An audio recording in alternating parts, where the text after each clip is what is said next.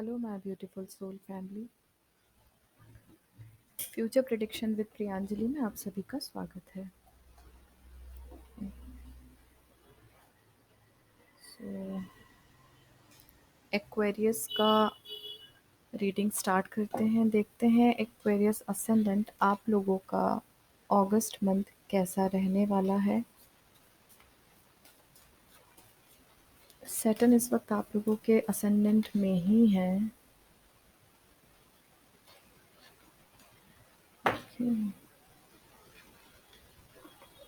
Aquarius ascendant, Venus and Sun are two planets जो कि इस वक्त पे सबसे ज़्यादा इम्पॉर्टेंट रोल प्ले करेंगे अगस्त मंथ में। और इस वक्त ये दोनों ही प्लैनेट आपके सन जो है वो इस वक्त आपके 6th हाउस में है। स्किन से रिलेटेड इश्यूज अभी 15-17 तारीख तक ध्यान रखिए। अपने कंजक्टिवाइटिस से बचने की कोशिश कीजिए क्योंकि आंखों से संबंधित इश्यूज आ सकते हैं।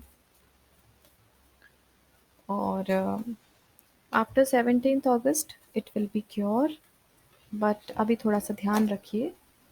और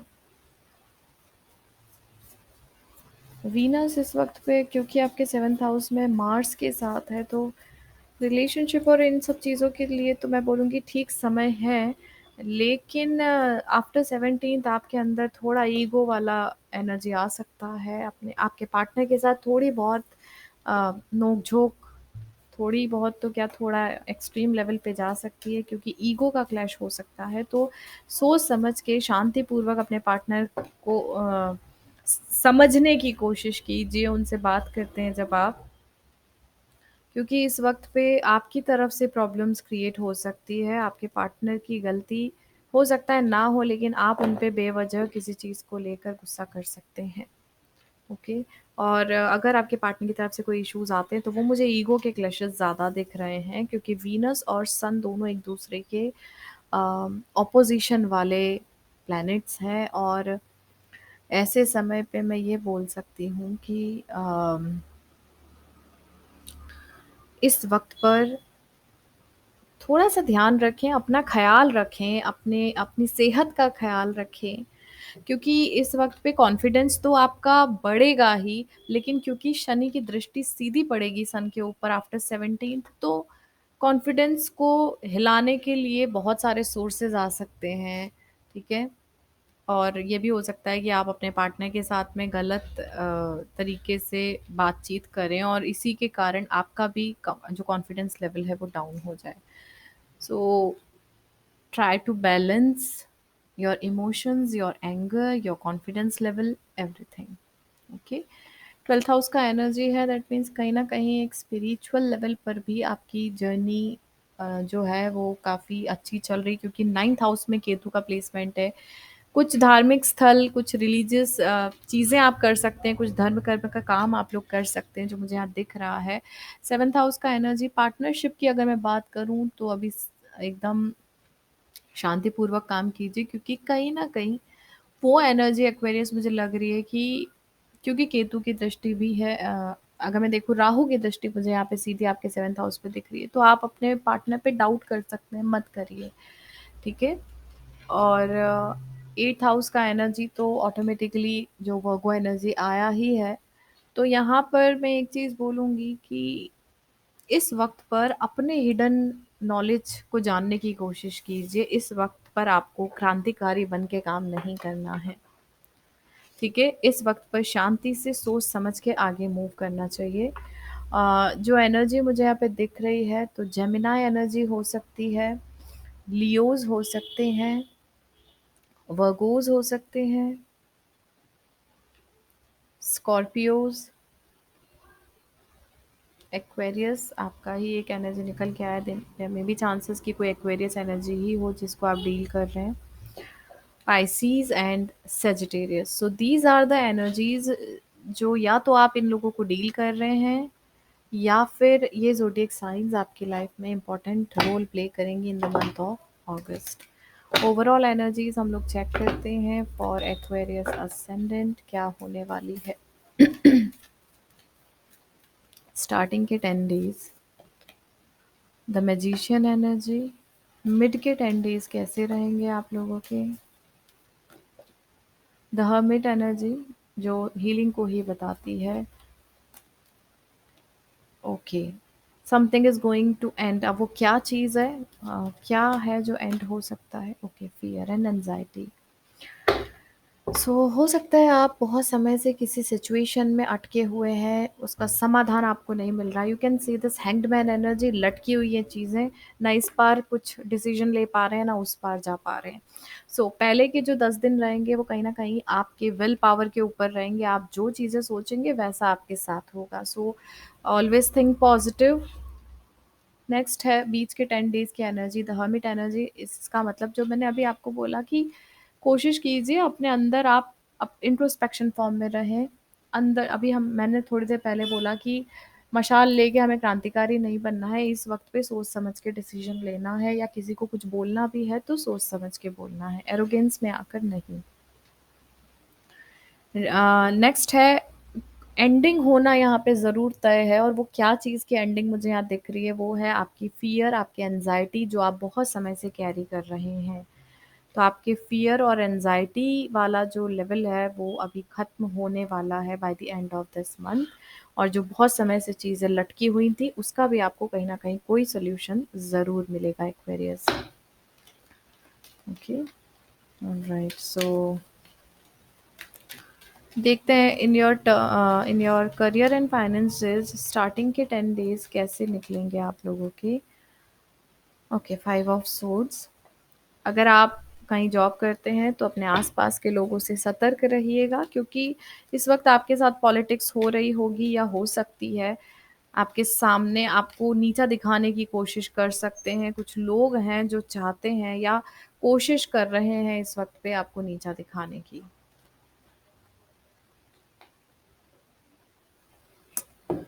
ओके, रिलेशनशिप और मैरिज की बात करें तो 2 ऑफ कप्स के साथ स्ट्रेंथ का कार्ड, दो कार्ड एक साथ आए हैं जो कहते हैं कि आप दोनों के बीच में इक्वली गिव एंड टेक ज़रूर बनाने की कोशिश करनी चाहिए, क्योंकि स्ट्रेंथ साथ में आए इसका मतलब है आपको यहाँ पे अपने रिलेशनशिप के ऊपर थोड़ा काम इस तरीके से करना है एक्वेरियस, कि आपको ही बैलेंस में करना पड़ेगा चीज़ों को। क्योंकि मुझे ऐसा लग रहा है कि आपके नेचर के कारण या आपके पार्टनर के ईगो के कारण प्रॉब्लम अगर आई है, तो यहाँ पर एक को समझदारी से काम करना पड़ेगा, चाहे रिलेशनशिप हो या मैरिज।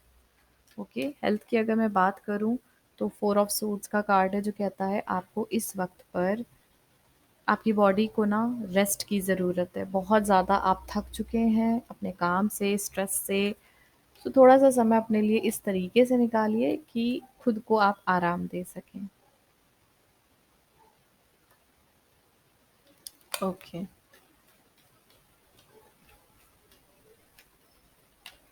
मिड के 10 डेज कैसे निकलने वाले हैं आप लोगों के, let's see. Career and finances की बात करते हैं पहले तो पेज ऑफ वॉन्ड्स। अगर आप लोग कहीं जॉब कर रहे हैं या इंटरव्यू आपने दिया है और वेट कर रहे हैं, या बिजनेस में भी अगर हम देखें तो कोई अच्छी खबर आप लोगों को आपके करियर और फाइनेंसेस की तरफ से मिल सकती है बीच के समय में। रिलेशनशिप एंड मैरिज की अगर मैं बात करूँ तो मिड में 17 अगस्त के पहले ही, मतलब अगर मैं देखूं 11 से 20 अगस्त के बीच में आपके लाइफ पार्टनर के साथ, आपके सोलमेट के साथ आपका अच्छा समय आप बिताएंगे। इस वक्त पर उनका ख्याल रखेंगे और वो आपका ख्याल रखेंगे। म्यूचुअल अंडरस्टैंडिंग के साथ मिड के 10 डेज बहुत अच्छे आप लोगों के बीतेंगे। हेल्थ की मैं बात करती हूँ अगर, तो हेल्थ में ओवर थिंकिंग के कारण आप, मैंने जैसे बोला ना, कुछ प्रॉब्लम जो मन में आपके कुछ ऐसी चीज़ें चल रही हैं या चल सकती हैं, क्योंकि ओवर थिंकिंग ही एक रीज़न दिख रहा है मुझे। सोचना बहुत ज़्यादा हो रहा है, स्ट्रेस आप बहुत ज़्यादा ले रहे हैं किसी चीज़ का, जिसके कारण आपको हेडेक हो सकता है, आपको नींद नहीं आ रही रात में। तो इसके लिए बेस्ट है, तभी यहाँ पे मेडिटेशन का कार्ड आया है, यू कैन सी। इसीलिए आया है ताकि आप मेडिटेशन करके अपने आप को बैलेंस में कर सकें। ठीक है, लास्ट के 10 डेज कैसे रहेंगे फॉर यू, या करियर एंड फाइनेंसेस की बात करें अगर हम, अगर आप लोग किसी चीज़ के लिए अप्लाई कर किए थे और आप वेट कर रहे हैं ना, तो डेफ़िनेटली आपको एक लॉन्ग टर्म जॉब का ऑफ़र मिल सकता है। बिज़नेस अगर स्टार्ट करना चाह रहे हैं, तो डेफ़िनेटली कुछ प्लानिंग आप ज़रूर कर लेंगे और एक एक न्यू स्टार्ट, एक financially new source of earning और स्टेबिलिटी आपकी लाइफ़ में ज़रूर आप लोग प्लान करेंगे by the end of this month. Relationship और मैरिज की अगर मैं बात करूँ तो 6 ऑफ कप्स का जो कार्ड है वो बता रहा है आपके सोलमेट के साथ आप बहुत अच्छा समय बिताएँगे। एक दूसरे को गिफ्ट्स ऑफ़र कर सकते हैं, कुछ बहुत ही अच्छा समय आप दोनों का एक साथ बीतेगा। अगर मिल नहीं पा रहे हैं बहुत समय से तो देयर मे बी चांसेस कि आप उनसे मिलें। ओके और हेल्थ के मामले में कैसा रहेगा आपका लास्ट का? ओके, अब जैसे मैंने आप लोगों को बताया यही कार्ड आया the moon, again the moon आया है। इसका मतलब है कि कोई फ़ियर है आपके अंदर जो शायद आप पास्ट से कैरी करके चले जा रहे हैं और उस फ़ियर पे काम नहीं करना चाह रहे हैं। तो उसके लिए भी मेडिटेशन ही आपको हेल्प करेगा इस फ़ियर से बाहर निकलने में और मुझे लग रहा है कि फैमिली की तरफ से कुछ ऐसे इश्यूज़ हो सकते हैं जिसको लेकर आप बहुत ज़्यादा परेशान हैं। फैमिली की का एक इन्फ्लुएंस हो सकता है या फिर आप एक लॉन्ग टर्म मैरिज में जाना चाहते हैं या फिर मैरिज में ही कोई प्रॉब्लम चल रही है। तो एक्वेरियस एक चीज़ बोलूँगी, घर परिवार की कोई भी समस्या अगर चल रही है, हनुमान चालीसा का पाठ कीजिए। डेली आप कोशिश कीजिए मन में गायत्री मंत्र एटलीस्ट 11 टाइम्स आप चैंट करें क्योंकि आपकी सोल वीक हो रही है क्योंकि आप डिवाइन से कनेक्ट नहीं हो पा रहे हैं। ठीक है? तो इस वक़्त पर कोशिश यही कीजिए कि आप चैंटिंग करें और हनुमान चालीसा का पाठ आप डेली करें क्योंकि आपकी भी जो ज़ोडिएक है उसमें शनि का 7.5 ही लगा हुआ है अभी, तो शनि तो कार्मिक साइकिल का ही क्लोज़र करते हैं। So you have to be patient और धीरे-धीरे इन सारी चीज़ों को रिलीज़ करना आपके लिए ज़रूरी है। ओके? एडवाइस देखते हैं एक्वेरियस, एडवाइस फॉर यू।